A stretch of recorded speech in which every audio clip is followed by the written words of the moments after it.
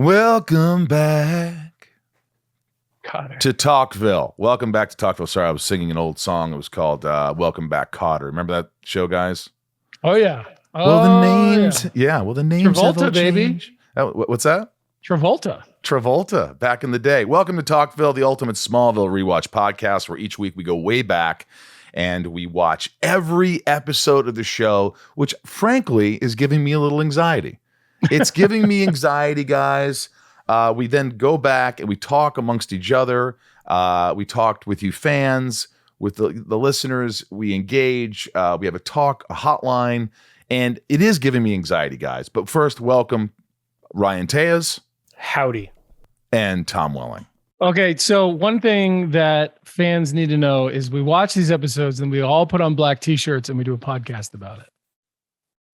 I'm not wearing Michael, black shirt. I know that you're colorblind, but we're all wearing black at the same time. Am I wearing black, Ryan?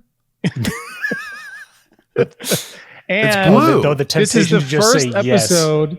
I'm wearing green though, Tom. This is a green shirt. Maybe I'm colorblind. I just started a new med, so don't mess with me. This is the aside from the podcast I did at your home there in the lovely Laurel Canyon, Hollywood Hills. This is the first time that I get to see Ryan. Yes. Because I had a fear that he was like making like gestures when I would speak when I couldn't see him. So now I was, but I he's decided on the this hook. is me. I'm turning a table, and I'm going to not make faces at you. My mother actually said, "Who's the guy? The other guy with you and Tom?" I go, "That's Ryan." He goes, "I like him. He's got She's big feet. Look how big your feet are. You know what they say."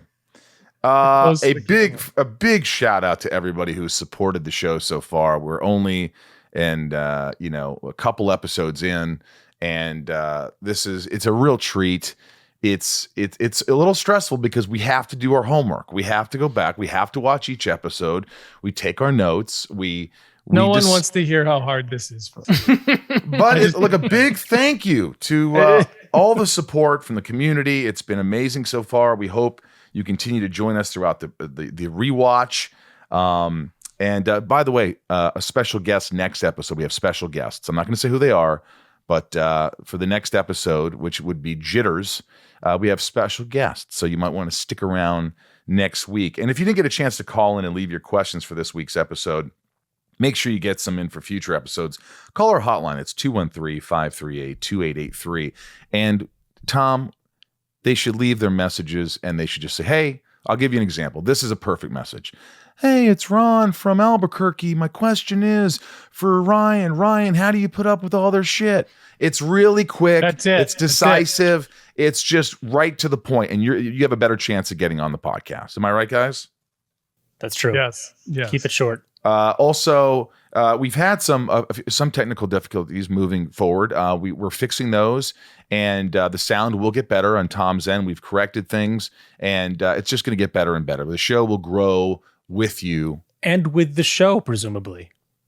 Like Smallville, the show. Yeah, the show will get better, You and guys so will hit will a stride. Talkville. Yeah. Yeah, it'll thanks, Ryan. work out.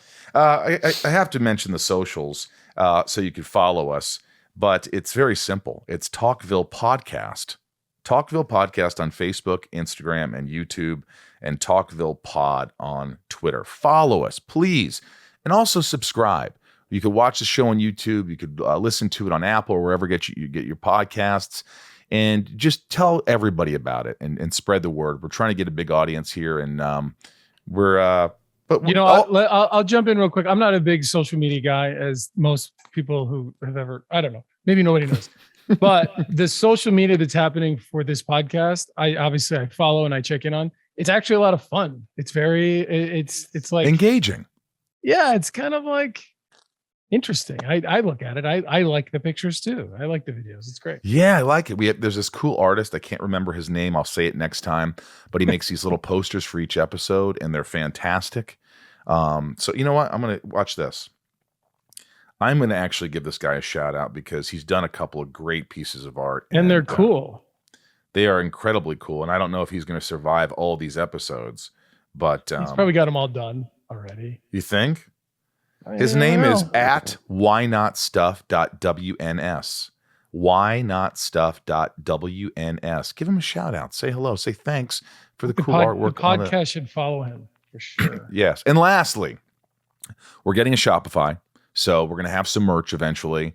We'll start out with t-shirts and see how that goes. But also, if you want to join the Patreon family, these are folks that help the podcast in so many ways and help keep us on the air. Patrons, if you want to become a patron, go to Patreon, patreon.com/talkville, and you get your name shouted out at the end of every episode, along with other perks. And it will grow and it will get better. And we thank you for your support and all the love that you're sharing with the podcast. Without further ado, let's get into season 1, episode 7. This called Craving. It's called Craving, folks. I have, I'm not going to get into my thoughts right now. I know Tom has his, you have yours. I doubled up this week because we're doing 2 episodes in a row. Not that you guys need to do that, notice that.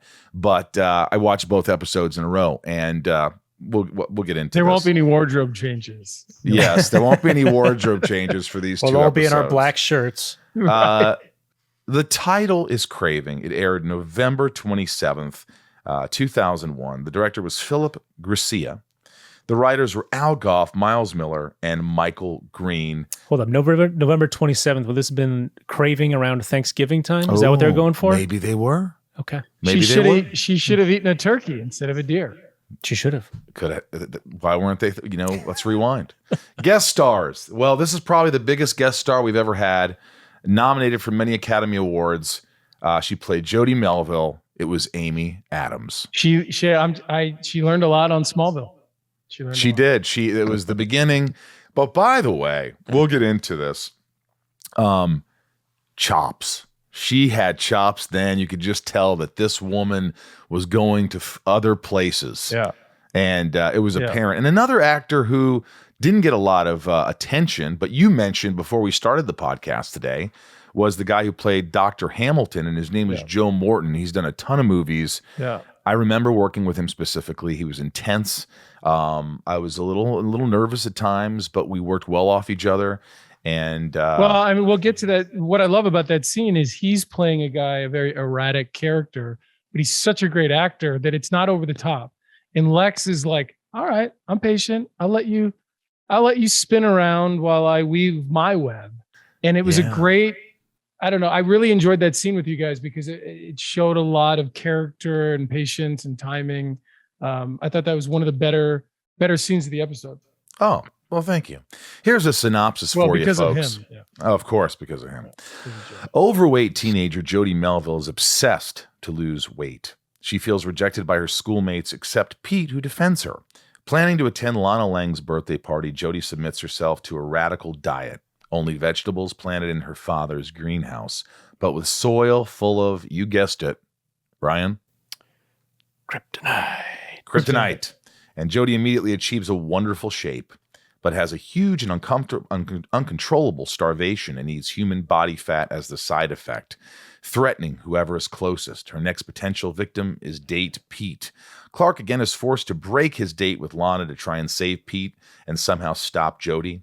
Whitney tries to get back together with Lana by informing her about being accepted to Kansas State University. And meanwhile, Lex Luthor views Chloe's wall of weird as Smallville's high school paper, The Torch, at Smallville's high school newspaper, The Torch, to study meteor rock mutants. And he later approaches meteor rock expert Dr. Stephen Hamilton to investigate the meteor shower. A lot going on. I like how we start to get into, Lex Luthor, some ulterior motives. We get to see a little darkness, just hints of it. It's very, very light, but stories are starting to break off. And as you'll see, as the series progresses and gets better, that's when the stories really break off and we have a lot of things going on. Because right now, we have the freak of the week. Well, so yes, this is a freak of the week. Here we go. Defending. No, what I like about this episode, there's a lot of different scenes with a lot of different characters. It's not just A story, B story. There's a lot of different characters talking to a lot of different characters. And as you'll see, that's not always the case on Smallville. Yeah. Yeah, I agree. I thought, look, there were moments it was engaging. There were some special effects that were cool. We'll get into that, but let's go. And stop me anytime. But Here's a brief play-by-play of what happens in the episode. We'll also get to your questions and much more coming up. Opening scene on the Melville farm with Jody working in her family nursery with plants covered in kryptonite rock soil. It amazes me though when I see this, the kryptonite rock soil. I mean, why the whole town? Everybody should be mutants. Why isn't everybody a mutant? Everyone should be skinny. I mean, or something. There's always some weird thing going on in small. And look, that is Smallville. That's the whole idea. Is that it's and Chloe mentions this. She, this is like the wall of weird. All these things that have happened in Smallville. But I mean, there's some weird stuff going on, Ryan. It's all in everybody's power is wish fulfillment. It's all their deepest, darkest desires that just come. Oh, everything. So you think their deepest, darkest secrets, if they have such an intensity towards what they want and desire, kryptonite makes it happen. Yeah. Well, that's an interesting thought. We learned that Chloe's dad works for LuthorCorp, which I had forgotten, but now I remember that was a big thing at the time. I thought we learned about that in the next episode. No, it's in this one. Is it? Yep. Wow. Yeah. It's in Craving. Is that true, Ryan? It's when you're when Lex is in front of Wall of Weird. Oh, mentions her dad. That's right. Yeah. Good memory. I can't even remember what I did yesterday or this morning when I watched the shows. Tom touches his brow. What the hell am I doing? Played by Amy Adams, Jody is expressing issues with her own body weight image to her supporting father. This is always a tough issue because many people deal with eating disorders. And it's, this was, 20 years ago.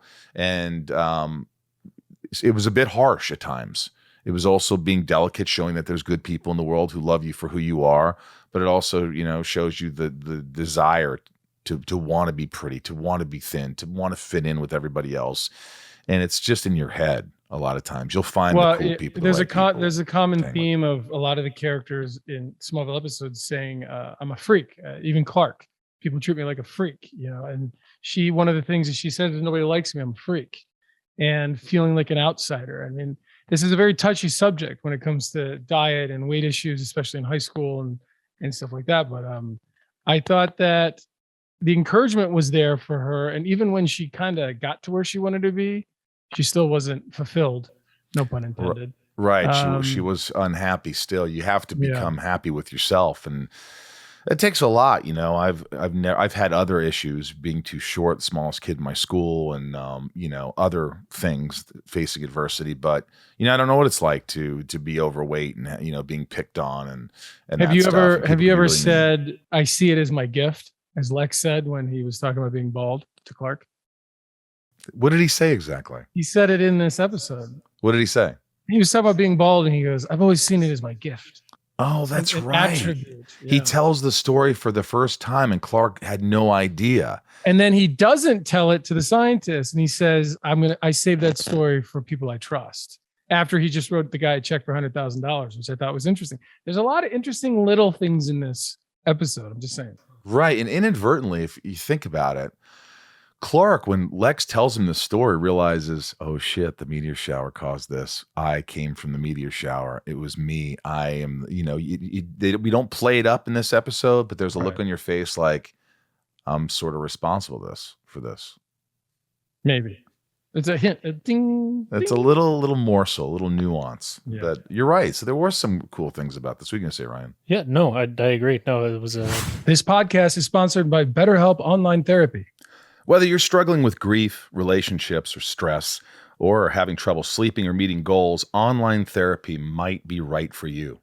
BetterHelp is secure online therapy that offers video, phone, and even live chat sessions with a licensed professional therapist. BetterHelp will assess your needs and match you with your own accredited therapist. Therapists have a broad range of expertise which may not be available in your area. You can log into your account anytime and send a message to your therapist. You'll get timely and thoughtful responses, plus you can schedule weekly video or phone sessions.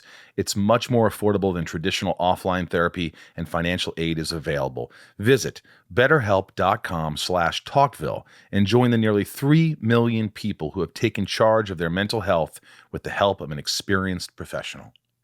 Talkville listeners get 10% off their first month at betterhelp.com/talkville. betterhelp.com/talkville. Talkville is brought to you by Geico. Tom. Geico asks, how would you love a chance to save some money on insurance? I mean, I would. Who wouldn't? And after all, who doesn't love a great deal, right? When it comes to great rates on insurance for all the things in your life, Geico can help. You know, like your insurance for your car, your truck, your motorcycle, boat, and RV. Even help with homeowners, condo, and renters coverage. You could save even more with a special discount when you bundle your coverages. Plus, add the easy-to-use Geico mobile app, available 24-hour roadside assistance and more. And choosing to switch to Geico becomes an easy choice. Switch today and see all the ways you could save with great rates and discounts. Listen, it's easy. Simply go to geico.com to get a rate quote or contact your local agent and get started seeing how much you could save. Chloe and Pete enlist her help with math homework because she gets bullied for her weight in the hall by fellow classmate Dustin while sharing her new diet plan. The great thing about this is Pete defends himself and the people around him by throwing the basketball back at the kid's face. And he's like, yo, like F off. And it's like pretty funny to see Sam do that. It was nice. It was nice Yeah. to see his character, who's a smaller character. He's, probably been picked on a little bit too. Thank God he's best friends with Clark Kent. That always helps. But yeah, I was surprised. I didn't remember any of that when he threw the basketball at Dustin's face. And it was kind of like, yeah, it's nice to see people stick up for other people. It really is nice to see that. And it doesn't happen a lot, but when you step up for someone, I think it's a really good, it's honorable. Jody returns home to weigh herself and sees the progress of her new diet plan. Much to her surprise, she literally drops waist sizes over 30 pounds while on the scale. So quickly, that's a little bit of a skip in the story, which is fine. But what I really like is when Jody's making the first kryptonite shake in front of her dad, the sound effect is so over the top when she starts the blender. Did you notice that? It was like, it was like jaw, like the Goliath coming out of like the abyss. Did you notice that, Ryan? Great. I wasn't paying attention to I that. wasn't That's paying really attention to that, but that jumped out at you, the sound of the blender. Yeah, they definitely made that a point, which that's good stuff. It's good stuff. Back at Luther Manor, Lex is getting a physical and learns that he has heightened white blood cell counts, which he learns is not atypical for the residents of Smallville, thought to be caused by Luther Corp contamination. Okay, so a little thing about that. What I liked about that scene is when Lex gets that news, you see that Lex is a brave soul. He gets this news. He's not sure what it is, but he orders the test. He's like, let's go. Let's find it out. I'm not afraid of the truth. I think that's a little takeaway from that scene that might not be there. Now, we never see this doctor again, as far as I know. Maybe he's in the next episode. No, he isn't. No, he wasn't. Yeah, but we're starting to see some things that are wrong with Lex, and we begin to see a lot of things that are wrong with Lex as this series unfolds. I mean, there are a lot of things that go on. Oh my gosh, wait till we get to Shattered and episodes like I remember being in Straight Jackets, but I'll save that for later. While Clark and Lana are planning Lana's birthday party, Whitney shows up to announce college scouts from Kansas State have given him a tryout. This means he will miss Lana's birthday, and Clark can take her there. Is this the moment where they're outside and they're kissing in front of you?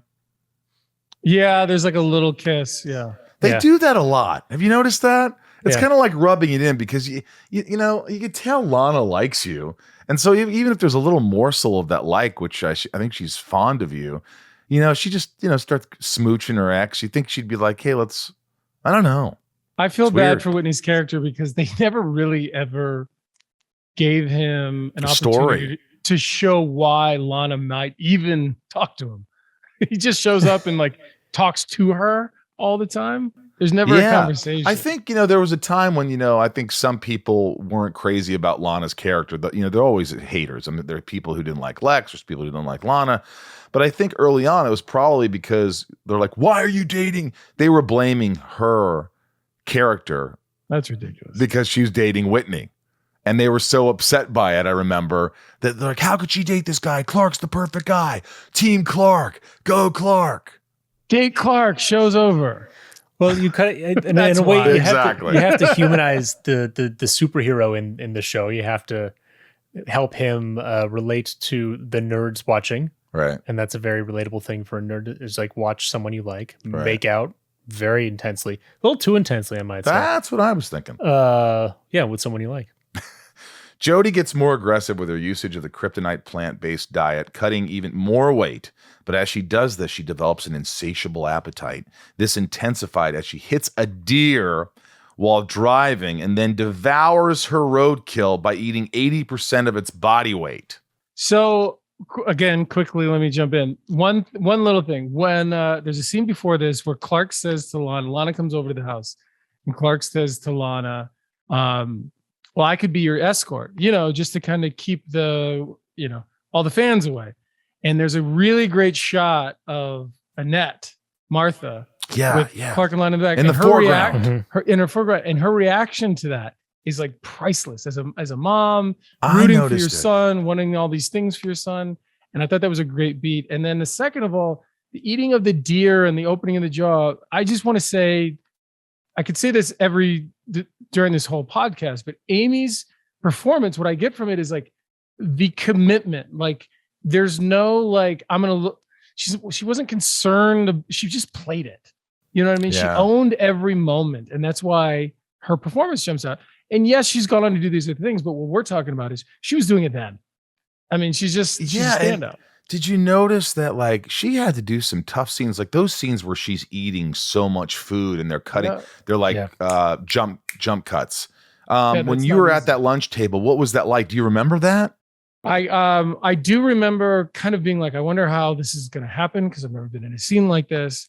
And I remember that they kept bringing this food away and she would eat some of it. She would eat some of it and then spit it out because you don't want to consume all that food because you're going to get sick. But there were so many beats to all that. But the whole time I just saw Amy being so focused and not being distracted and just playing her character. And I was just like, wow, this, like you said, this girl knows what she's doing. Like, let's just stand back and watch. Did you feel like she had any kind of, was she nervous at all? Was she anxious at all? Was she trying to please people? It was early on. She was not. I can tell you she wasn't trying to please anyone. And I mean that in a good way. Sure. She was there to do her job. She was polite. She was, she was focused. I think she had learned already that like your job is to come in and do your thing. Don't worry about all this. I mean, she was pleasant. Right. But she wasn't like, hey, what are you doing this weekend? Or none of that. No, she was there to do her job. I got to hang out with her a little bit, and she was wonderful. I thought she was fantastic. Just a wonderful woman and honest, obviously a great actress. But the deer scene, I just thought it was like kind of amazing how she jumped to this voracious sort of, I have to kill something, or I have to eat flesh, animal flesh, human flesh. Where was they didn't really, I mean, I guess. Well, I think they were trying to do something because she was a vegetarian, only eating out of her father's greenhouse, and then somehow needed the juxtaposition of right. So, when a couple scenes later, when Clark and Chloe go to the vet or to look at the autopsy deer, she says like the deer lost 80% of its body fat, like it had been liposuctioned to death. So the idea is that she's sucking the fat out of the living things. Right. And later when she eats, she doesn't eat Dustin, she just sort of sucks the fat out of him. Yeah, that was pretty damn cool. Yeah. Lex makes his way to Smallville High. And by the way, I thought the effect was really cool. When her mouth opens for that first time, that was so creepy. And remember, that was 20 years ago. And I felt like it was effective. And remember, like, picture the actress, the director describing to the actress what that movement is. Okay, I want you to stand here. When you see the deer and you want to eat it, just open your mouth as wide as it can. Like that's embarrassing. That's like crazy. But like, I mean, you can do it on cue because you don't get embarrassed. But Amy did a lot of things here, as far as putting on the fat suit and then showing off her body later. There's a lot of revealing things. That had to be tough with wearing a fat suit, an overweight suit, as I'll call it. First thing that comes to mind is like, it must be warm. I bet it's so hot and uncomfortable. That had to be brutal. That really had to be brutal. So Lex makes his way to Smallville High and the Torch newspaper room to investigate Chloe's wall of weird as his suspicion of the events of the meteor shower intensify. I really enjoyed the scene. Again, I know you're going to say it's weird that Lex shows up like at the high school. He's hanging out with the kids. But also, they said 12 years ago all this happened. So Lex Not as weird as Lana having a birthday party at your house. Yeah, what was that about? Did they Where'd explain that come from? I missed it. Did they explain it? I don't think so. Lex just offered his house for a birthday party? No, Amy's like, I still don't have a date for Lana's birthday party at Lex's mansion. I'm like, huh? There was just What? this scene what during that tutoring scene that some line must have been dropped that we all missed. So if anyone remembers what it is. Yeah, does anybody remember what the purpose of Please that was? call Why in. a high school kid is having a birthday party at Lex Luthor's house? With no parents? Yeah, kind of weird. In the halls, Jody gets hit on by Dustin now that she's lost weight. She uses this opportunity to get back at her bully by luring him under the bleachers and into the boiler room with the false idea of hooking up, allowing her the opportunity to feast on Dustin. Another great scene where she's not facing him, but his hands are around her waist. And she's like, you like just being mean to me and making me cry? Making me feel like I should lose weight or die. Yeah, it was so like uncomfortable. She's got such a great voice and presence and patience that she just runs all those scenes. Like she's so watchable, and that's an easy scene to cheese up, Yeah. But that's not what happens. Yeah. Clark shows up, and by the way, the effect of Dustin was great. That makeup, that was just makeup, right? I wasn't there. I mean, don't you think it was practical, or you think it was an effect? Oh wait, you weren't there? What? Well, he was there. He saw Dust. He didn't look like that when you saw him. Well, I don't. Sometimes Clark would run into a scene and look at something, and that thing wasn't there because it was on the other side of the room, and they were, you know what I mean? I would look in and be like, oh, there's a piece of tape over there. I got to do something. And you have no idea what it's going to become. There's a vague idea. There's someone laying on the ground, perhaps, but yeah. There's an episode, the next episode we'll talk about, there's a moment where I see something on the TV, but I don't know what's happening as an actor. They just told me.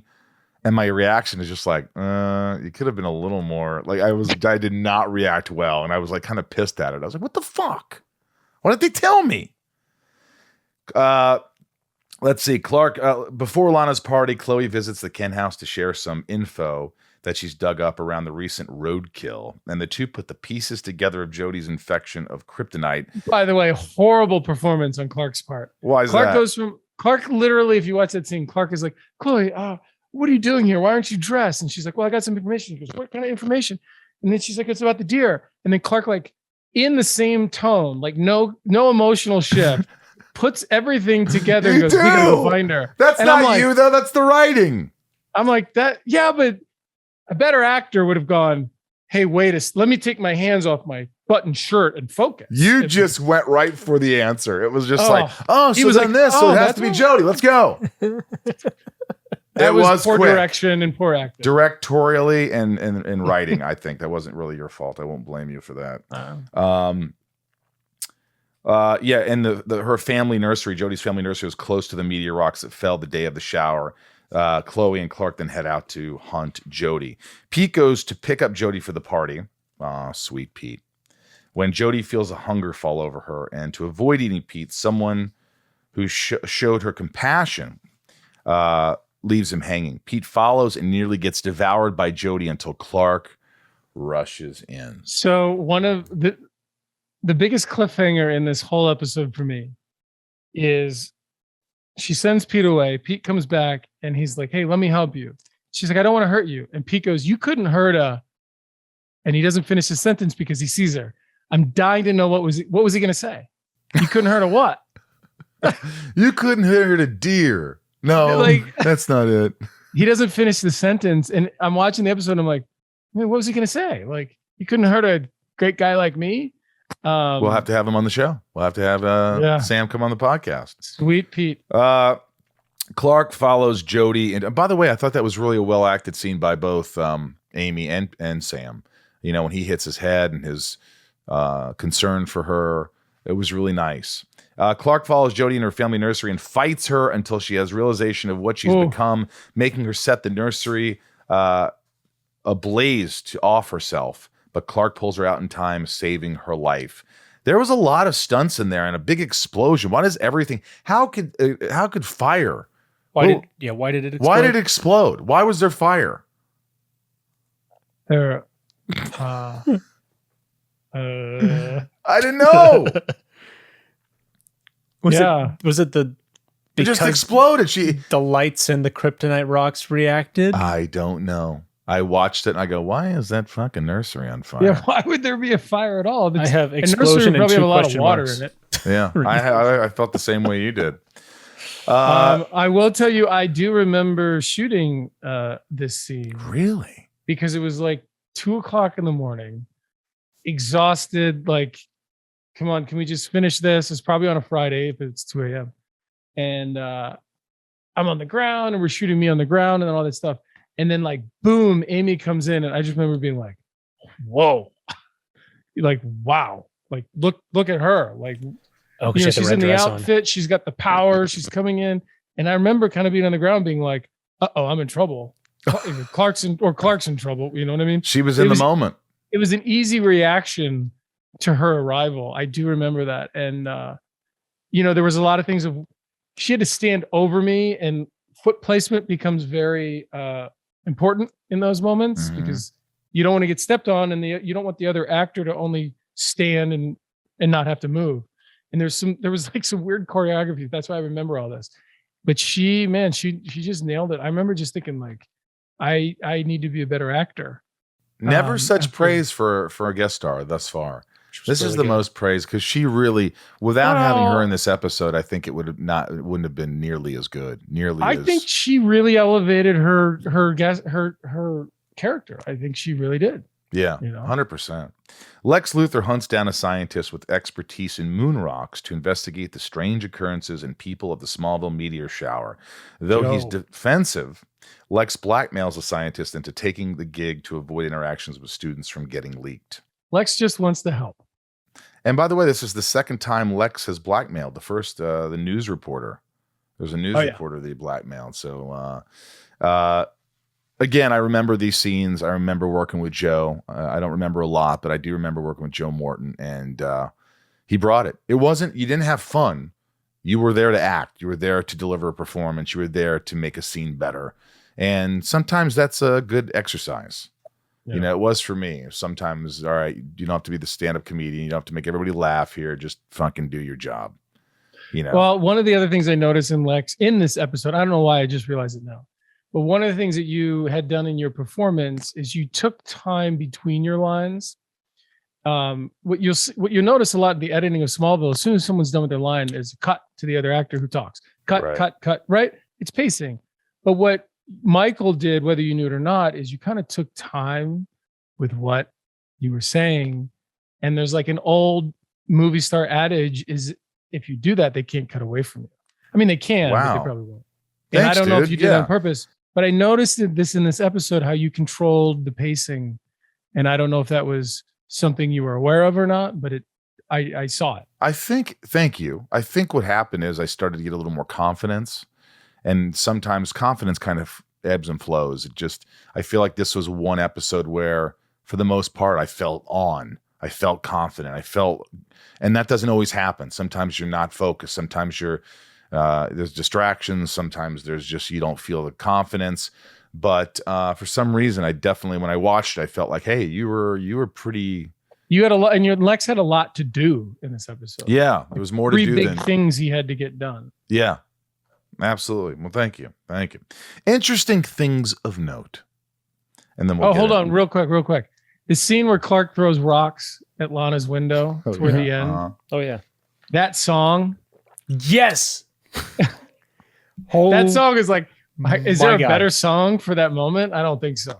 Never a more on the nose needle drop has ever been. I can be your hero, baby. Like, come on. Hero. I can kiss away the pain. Yeah, it was like so perfect. And then the whole, him recreating the last moment of it. It was all very sweet. Well done. Yeah, that was a sweet moment. I thought, but I'm like, he throws a rock. Lex is like in the bushes looking through binoculars. He's like, Clark, this is what you did. Clark, come on. But I kind of felt like, where was the sound coming from? Oh, When for the Looney Tunes? Yeah. Oh, do you think How do did you Clark think do characters this? hear the soundtrack when it's playing? Like in Gladiator, do you think when they're fighting, there's a song playing for those characters? No, but when you're showing the Looney Tunes in ancient thing, Rome, I love how like you say, "Hey, I got something to show you," and then you I guess you set it up, and then you made popcorn, and it's late at night, and everything's over. Suspension of disbelief. Sure. It was still a wonderful moment. You it was sweet. Who wouldn't want someone to breath do that? away. for them? You could take my breath away. Yeah. What? That song. I had to go look up the music video for that song afterwards because I knew it was going to be a time capsule, and it's Enrique Iglesias. And do you know who his love interest is in that? His music wife, video? right? Nope, or maybe, but someone you know. Who? She has 3 names. Jennifer Love Hewitt? Yep. It is? Yep. Oh wow! I gotta watch it. She's been a guest on my podcast Inside of You with Michael Rosenbaum, if you want to listen, by the way. And it is a hell of a watch. I should have sent it to you I guys gotta before. watch the video. Interesting things of thanks for the note. prep. Interesting things of note. If the Melville nursery was supplying fruit and vegetables to the town, wouldn't a lot of people turn into cannibals? Well, no, you have to eat it right away. By the time it gets to market, You have to grind it. You have to. Yeah. Weird that Lex is just casually browsing a high school website. I don't know. That's just an interesting thing of note. Funny how Pete hardly recognizes Jody after her weight loss, but everyone knew it was Greg Arkin after his transformation and metamorphosis. Smallville trivia from Craig at Krypton Site. Jody's last name of Melville is a reference to Herman Melville, author of the classic whaling novel Moby Dick. Throughout the episode, Jody is compared to a whale. The white whale. Malcolm Stewart, who plays Jody's father, Mr. Melville, would go on to play Dr. Otis Ford in Smallville, Scare, episode 2004, and Dr. Sinclair in Smallville, Onyx, 2005. Wow. There's an insert shot in the episode where Lex is looking at the Smallville Torch website. That was something WB's international division was doing. The Ledger and Torch were a thing for a few seasons, and the person who organized it all, Mark Warshaw, ended up writing 2 episodes of the series. Yeah, Mark Warshaw. Amy Adams, of course, later played Lois Lane herself in the movies. There was a character named Dustin that I believe was named after a production designer. Tom and Michael would probably know. Dustin Farrell was his name, I think. I don't remember Dustin Farrell. Oh! No, I remember Props hair? Guy, Dustin. Remember Props Guy? with the hair. I don't know. The guy with the afro. Maybe?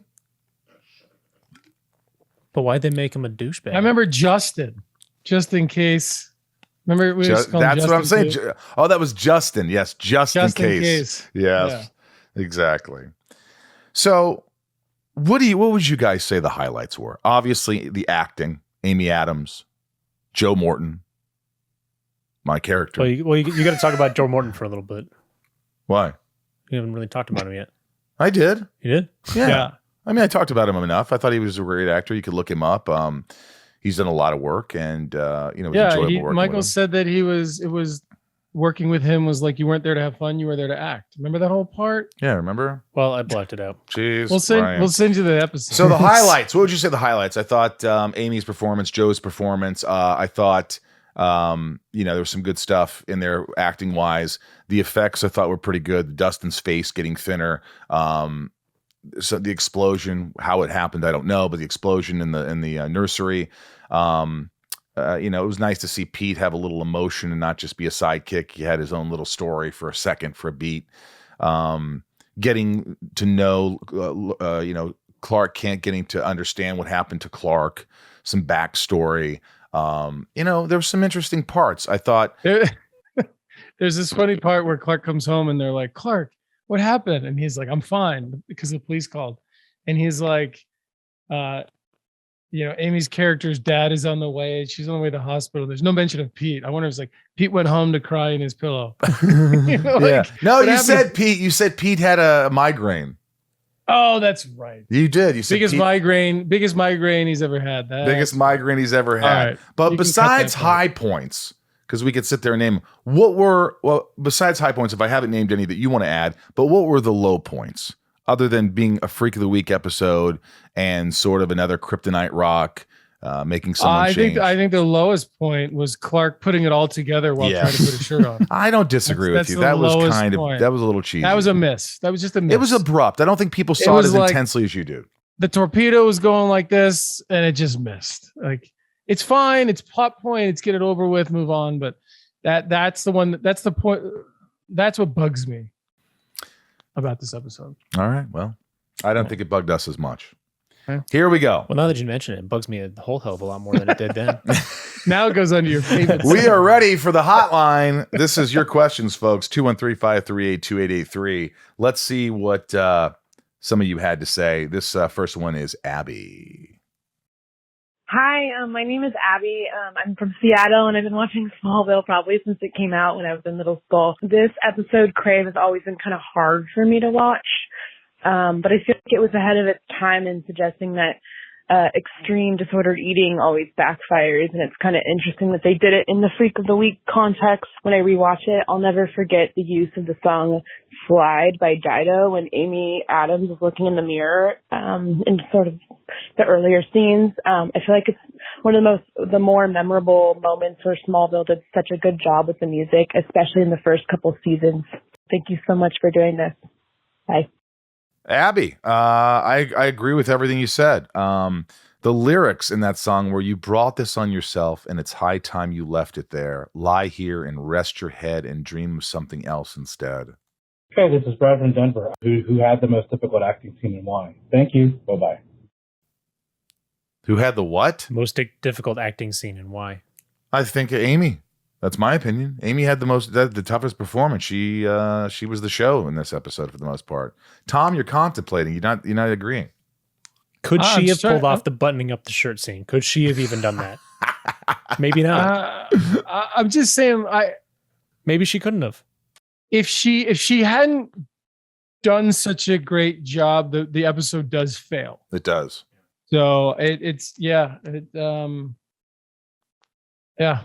I think there's a lot of good performances here, but I think her performance carries the episode. This is Scott. We got Scott here. He's got a quick question. Hey, Tom and Michael. This is Scott from Massachusetts. I just want to know if there was one guest star who only was there for an episode or two that you wish had a longer arc because they were such a pleasure to have on site. Thanks for taking the message. Look forward to listening to more. Have a great day. I mean, the easy answer is Amy. I mean, we can't stop talking about her. Yeah.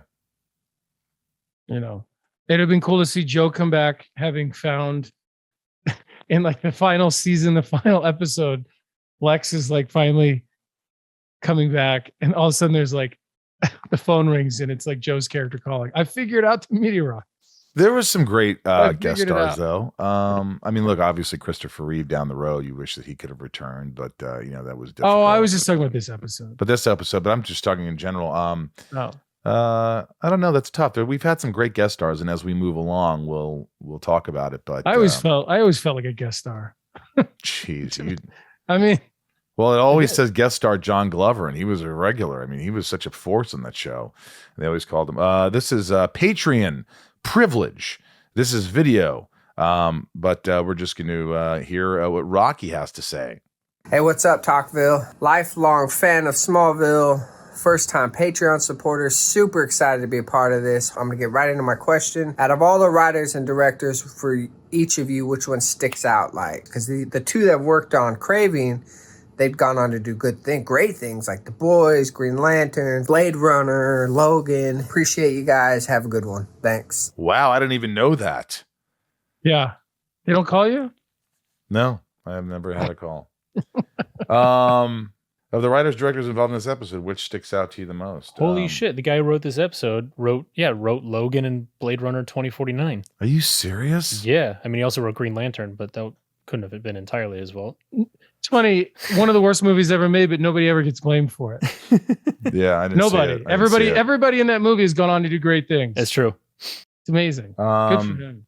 We didn't know that. So thank you for the input. I appreciate it, Rocky. We should have had him on the podcast. Yeah, this is Abby Pie, Patreon.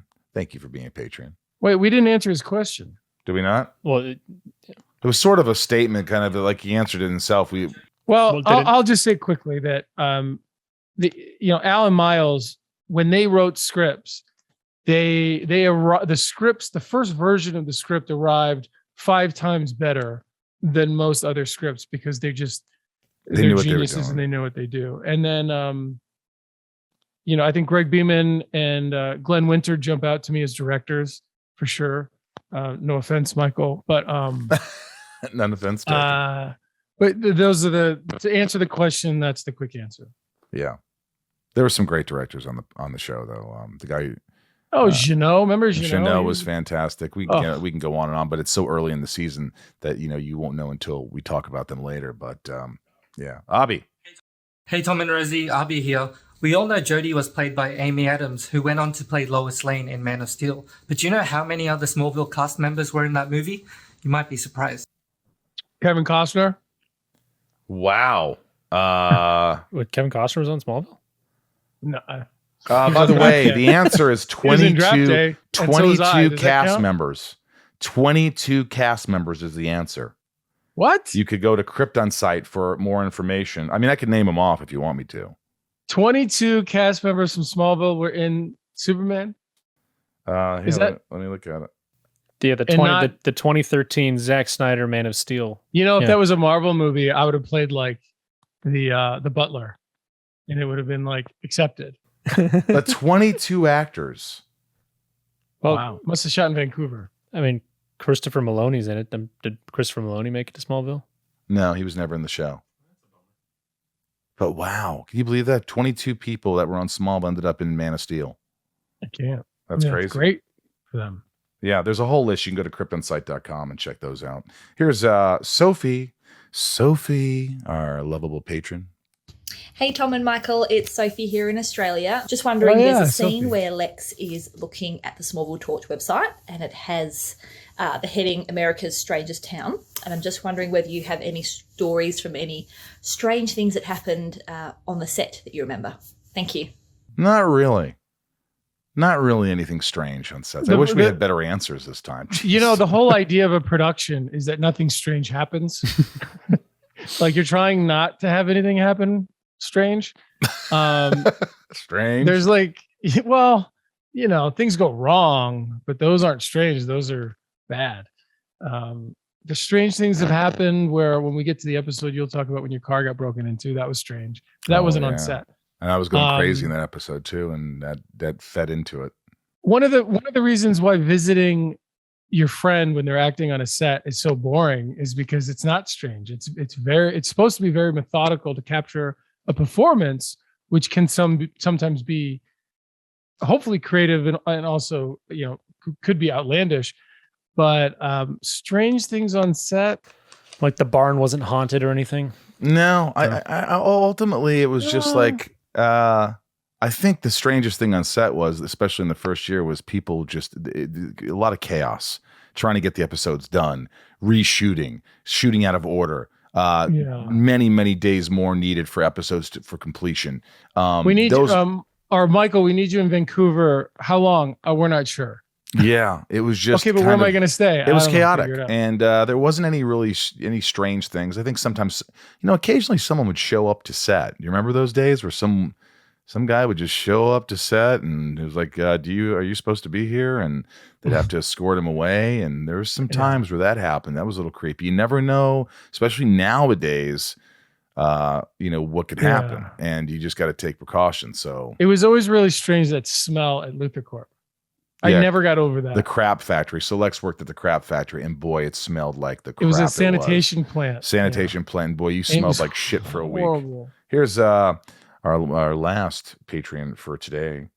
This is our good friend Raj. Raj has got a question. Raj, this better be a good one, brother.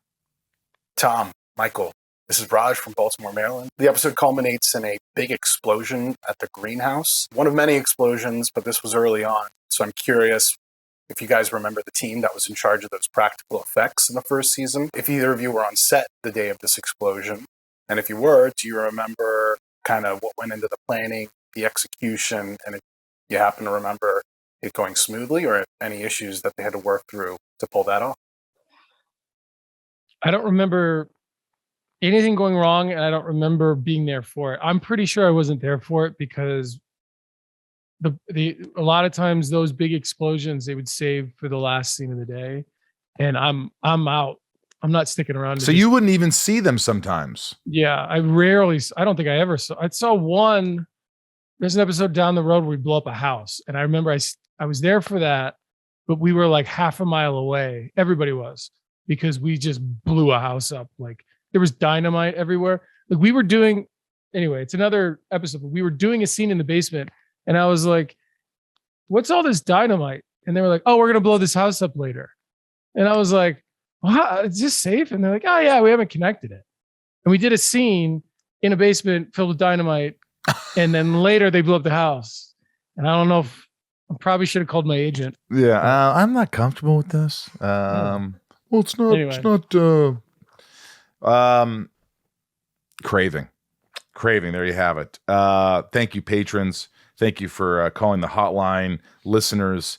We hope you continue to call in and listen to every episode. It gets to this time of the show. It's gotten to this point where right now we're going to say it's the Rosenbaum rating.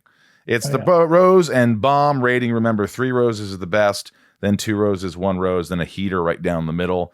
And that's kind of neither here or there. Then it's 1, 2, 3 bombs. You could use half if you want, a quarter of a rose if you really want. It's your call.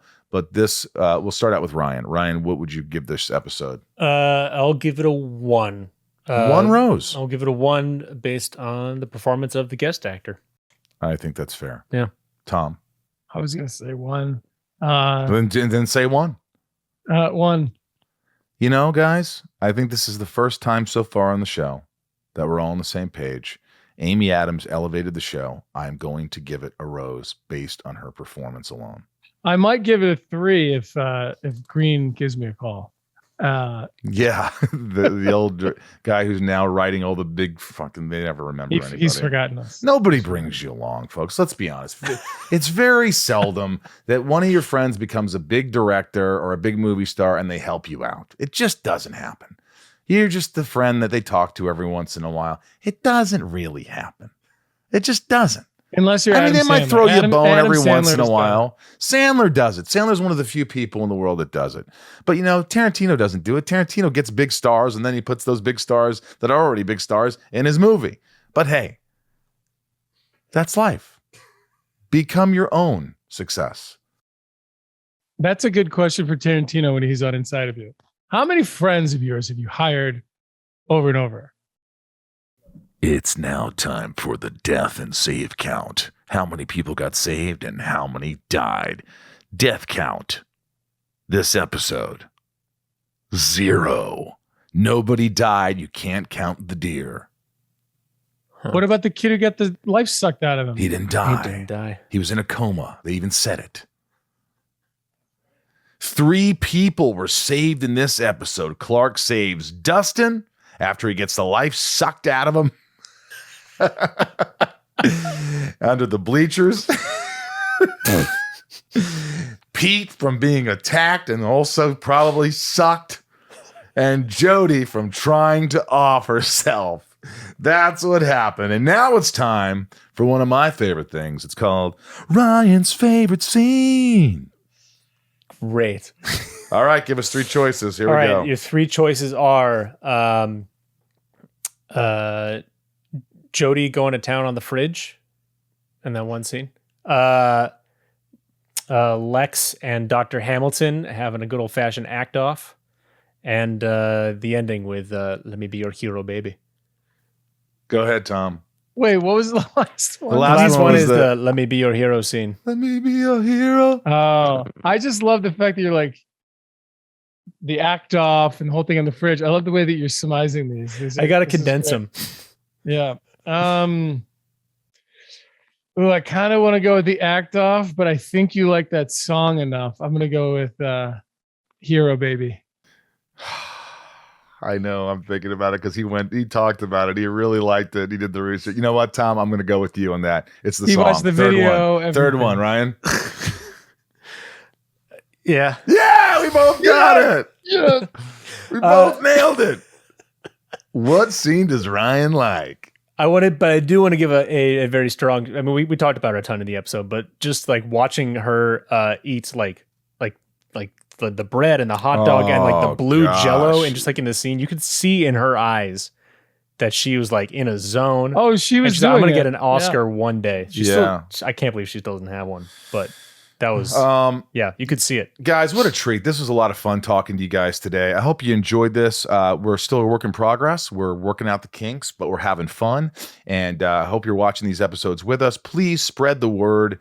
Follow us on the Instagram and the Twitter and all that. And please subscribe, write a review. It helps the podcast substantially when you write a review. And it keeps us in the top of the charts. So people go, ooh, look, Talkville, it's up there. Oh, I didn't know that. Yeah, we were number 4, I think, the second week. Because of comments? For people writing reviews. It really helps. Well, the 3 of us should write reviews. Would that help? It probably would. But thank you so much. Also, thank you. Also, if you want to listen to my podcast, Inside You with Michael Rosenbaum, you can. A little cheap shout out. It's great. I interview celebrities, talk about mental health and adversity in life. So subscribe there and all that, and follow us. That is it for this episode. Please stick around next week as we get ready for a special guest next week. Actually, special guests. The episode is number 8, and it's called Jitters. And I wonder who they are. I'll tell you. Know. Are you going to tell me before we do the episode? What? Who the guest stars are? You don't even know who they are? No. I'll tell you after. You don't tell me these things. I don't want to tell anybody. I don't want to tell them on here, though. All right. Tell me after. But it's exciting. This will be really exciting. A guest star. We don't do guest stars a ton, but we're going to sprinkle them in here and there for you.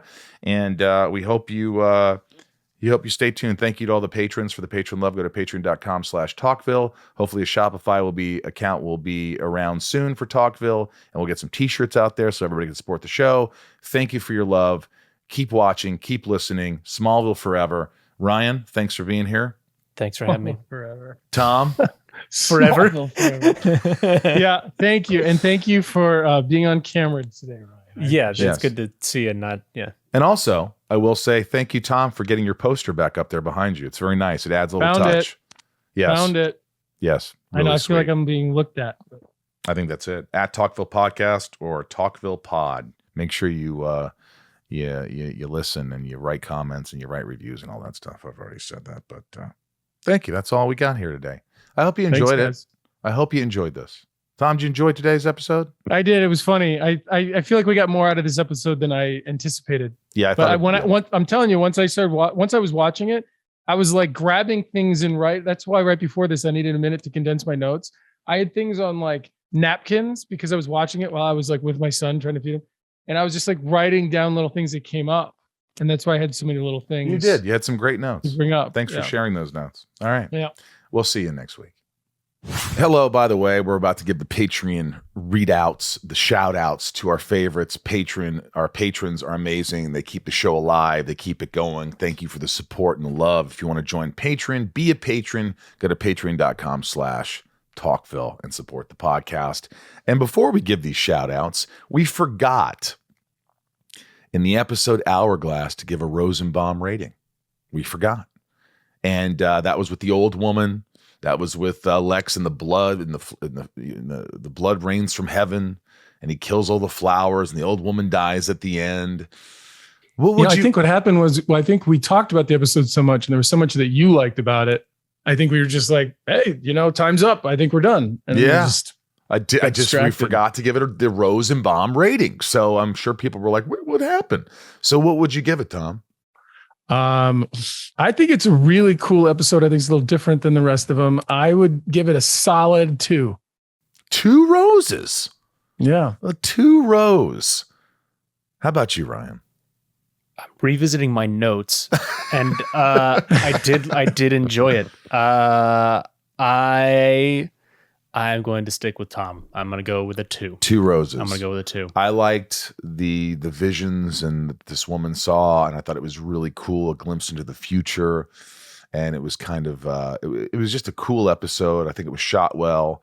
Little freak of the week, but with Harry, the Henry, his name was Henry. And I'm going to give it a 1.5 roses. Oh. Almost 2 roses. So that's a good episode. That's good. A 1.5 the highest I've given since the pilot. High praise. Yeah, 1.5 roses. You guys liked it a little more, but I rose and a half. Don't be bitching at me for a rose and a half. Hey, someone mentioned to me this past weekend, I was at a con and they were talking about the kill and the save count. And he goes, I'm pretty sure that Clark saved every single person in the high school in the pilot. So that should count. And I was like, good point. But how many people do you think that is? Yeah, we can't go that far. That's just crazy talk. All right, these are the shout outs. Tom, I'm going to read 5 and you could read 5. These are wonderful patrons. Thank you guys. We love you. We couldn't do the show without you. Here we go. Especially now, we don't have a lot of advertisers yet. We're trying to get going here. We need your love. Nikki G, Leanne P, Raj C, Santiago M, Suzanne B, Leah S, Little Lisa, Callie D, Tom T, Mark A, Sophie M, Betsy D, Liliana A, Abby P, Meg K, Chris F, Kimberly E, Jeremy V, Michael H, Ray H, Karen M, Design OTG, Danielle B, 99 more, and Lalani M. Gonna mess it up, Lalani. That's what we do.